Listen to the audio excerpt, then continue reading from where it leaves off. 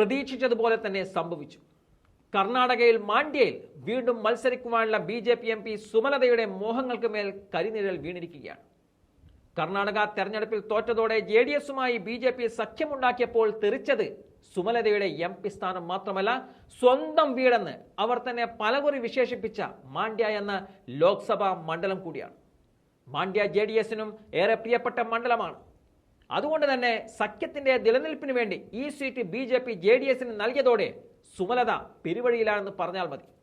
നിലവിൽ JDS നേതാവും മുൻ മുഖ്യമന്ത്രിയുമായ HD കുമാരസ്വാമിയുടെ മകൻ നിഖിൽ കുമാരസ്വാമി മാണ്ഡ്യയിൽ മത്സരിക്കുമെന്നതാണ് ഉറപ്പായിരിക്കുന്നത്.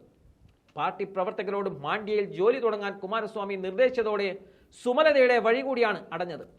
പരാതിയുമായി ഇനിയും BJP നേതാക്കന്മാരുടെ പടിനിറങ്ങിയിട്ട് കാര്യമില്ലെന്ന തിരിച്ചറിവിൽ സ്വതന്ത്രയായിട്ട് നിൽക്കുവാനുള്ള സാധ്യതകളും സുമലത തേടുന്നുണ്ട്. കോൺഗ്രസ് ടിക്കറ്റിൽ മത്സരിക്കാനുള്ള സന്നദ്ധത സുമലത പ്രത്യേക ദൂതന്മാർ വഴി നേതാക്കളെ അറിയിച്ചെങ്കിലും വെങ്കട്ടരമണ ഗൗഡയെ സ്ഥാനാർത്ഥിയായി പ്രഖ്യാപിച്ചതായി കോൺഗ്രസ് അറിയിക്കുകയായിരുന്നു.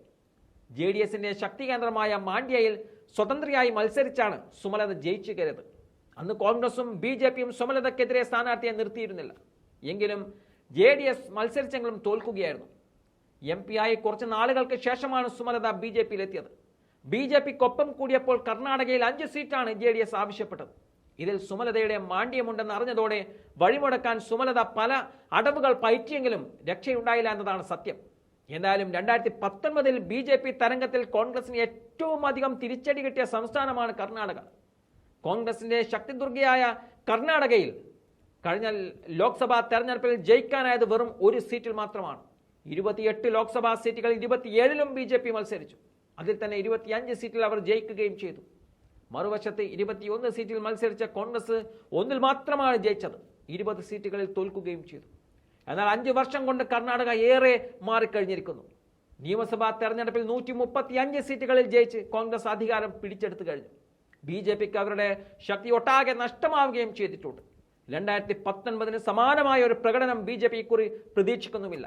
കുറഞ്ഞത് 15 സീറ്റുകളിലെങ്കിലും വിജയിക്കണമെന്നതാണ് കേന്ദ്ര നേതൃത്വം നിർദ്ദേശം നൽകിയിരിക്കുന്നത്. ഇതിന് പിന്നാലെയാണ് BJP JDSുമായി സഖ്യമുണ്ടാക്കിയത്. JDSന്റെ ശക്തി കേന്ദ്രത്തിൽ കോൺഗ്രസ് ജയിക്കരുത് എന്ന ഒറ്റ ലക്ഷ്യം മാത്രമാണ് BJPക്ക് മുന്നിലുള്ളത്.